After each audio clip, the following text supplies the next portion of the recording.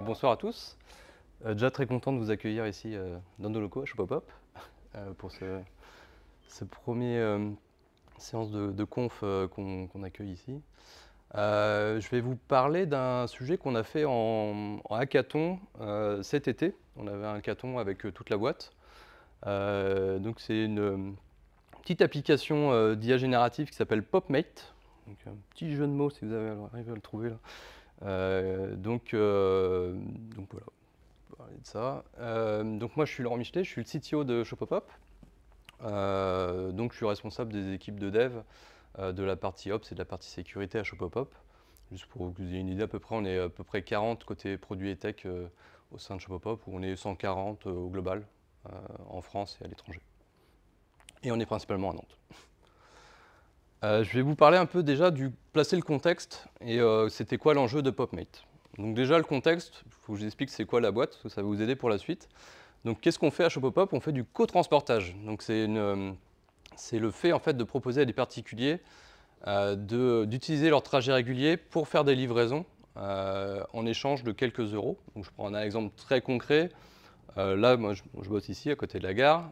J'habite pas très loin de Leclerc-Paradis.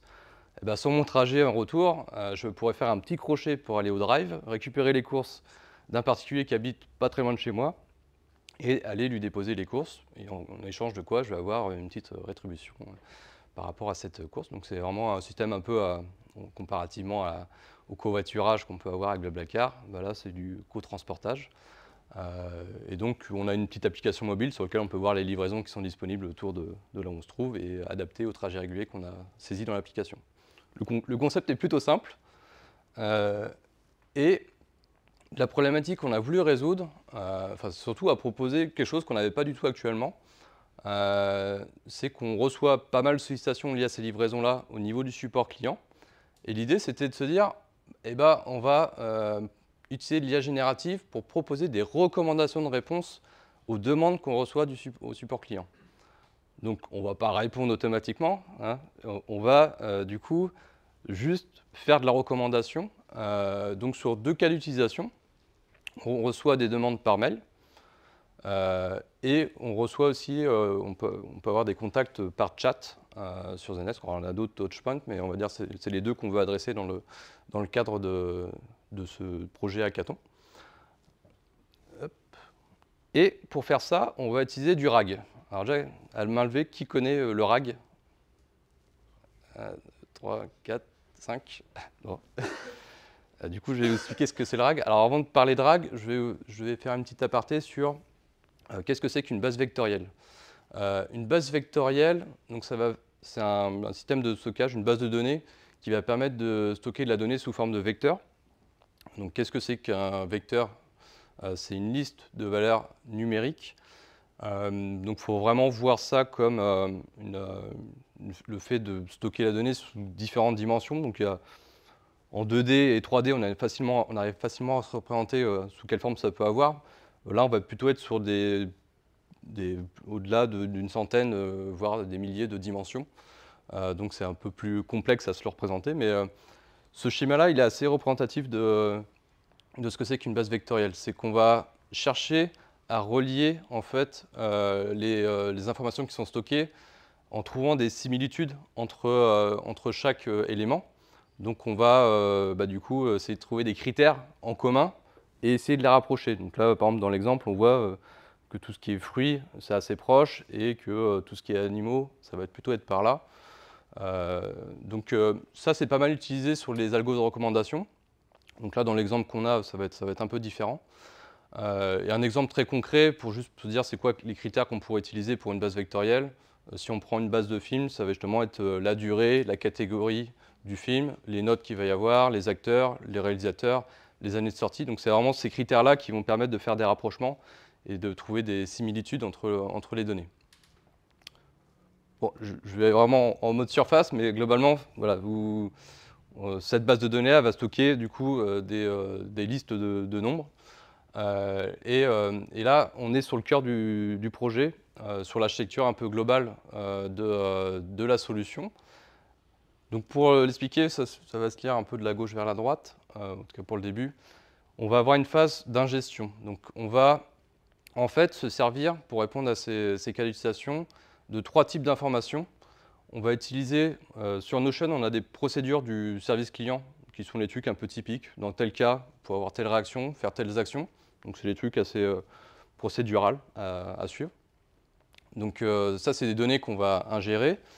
On va aussi avoir une FAQ qui est disponible sur l'application mobile et aussi en ligne, qui est qui est proposée par Zendesk. On va aussi avoir, en termes d'infos en entrée, les historiques de réponses qu'il y a déjà eu du service client. Donc là, et on va se baser sur ceux où il y a eu du coup plutôt des avis positifs sur les réponses qui ont été apportées. Donc ça, c'est 3 types d'informations différentes qu'on va venir ingérer. Donc pour ça, on a une application en Python qui va utiliser LangChain, donc un framework qui est plutôt adapté pour aller se connecter à différents providers et venir du coup mettre tout ça, stocker ça dans une base de données vectorielle. Pour nous, dans notre cas, on a testé OpenSearch, là on est plutôt passé sur PostgreVector.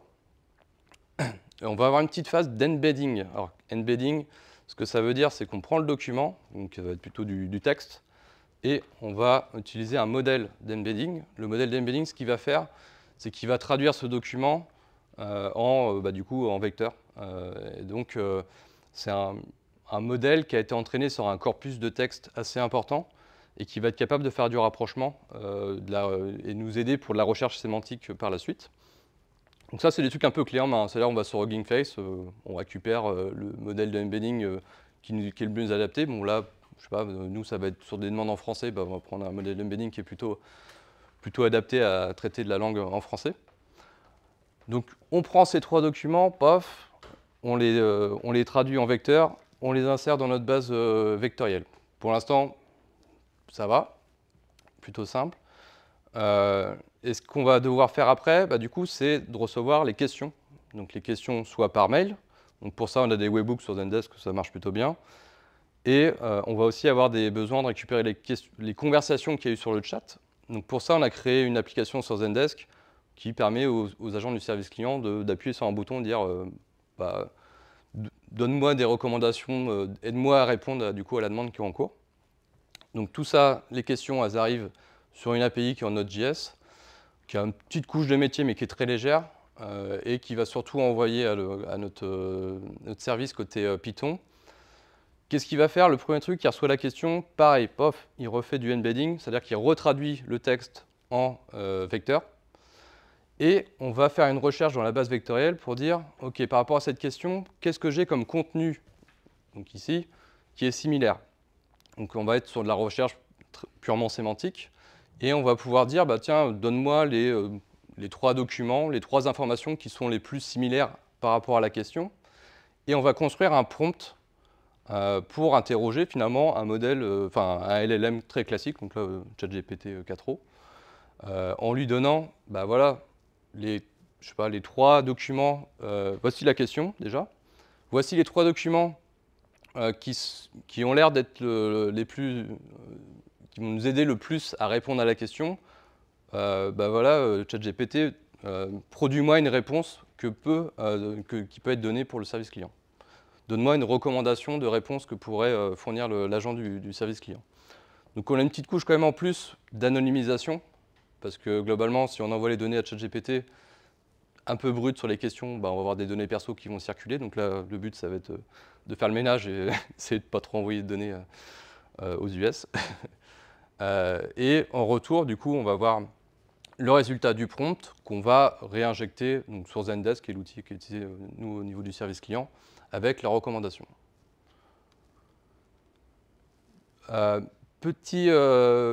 Petit comparatif, parce que, en fait, pour faire ce que je viens de dire, on aurait pu le faire différemment. On aurait pu aussi faire du fine-tuning sur une LLM, c'est-à-dire reconstruire un ChatGPT-like à notre sauce avec nos données en custom.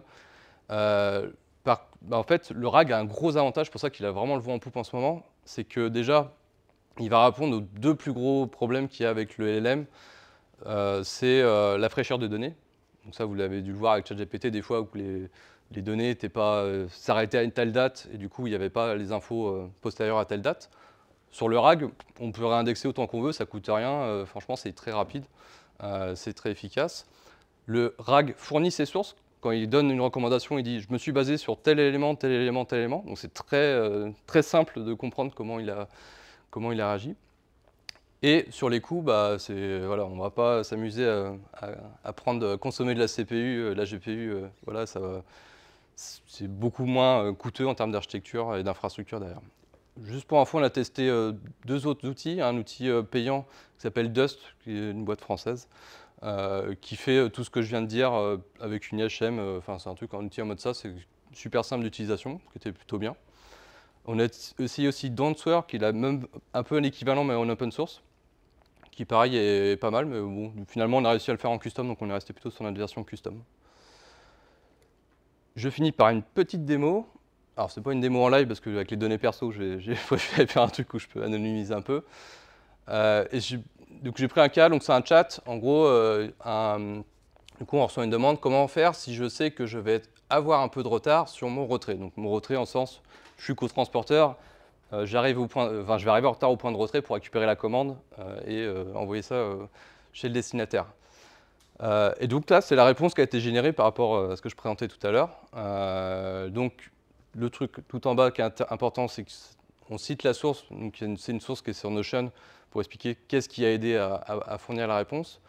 On voit qu'on a encore quelques problèmes. Là, on est encore en mode bêta, c'est-à-dire qu'on a du mélange un peu entre de l'anglais et du français, donc on a des trucs un peu réglés au niveau du prompt. Mais globalement, tout le début est plutôt bon sur la compréhension du problème et la solution à proposer. Là où c'est un peu moins bon, c'est sur le message qui est à envoyer au Drive en disant « Bonjour, c'est votre prénom de Shopopop », alors que globalement, nous, c'est le service client qui va répondre, donc ça ne va pas être tout à fait la même chose.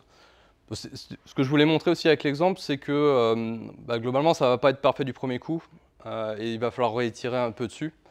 Et là où il va falloir réitérer, pour le moment, nous, ce qu'on voit, en tout cas, juste pour le Rex de notre côté, ça va être surtout sur les données en entrée. Donc c'est plus sur notre base de connaissances à nous, où on va devoir l'améliorer pour qu'elle soit plus complète, pour avoir des réponses qui soient plus précises.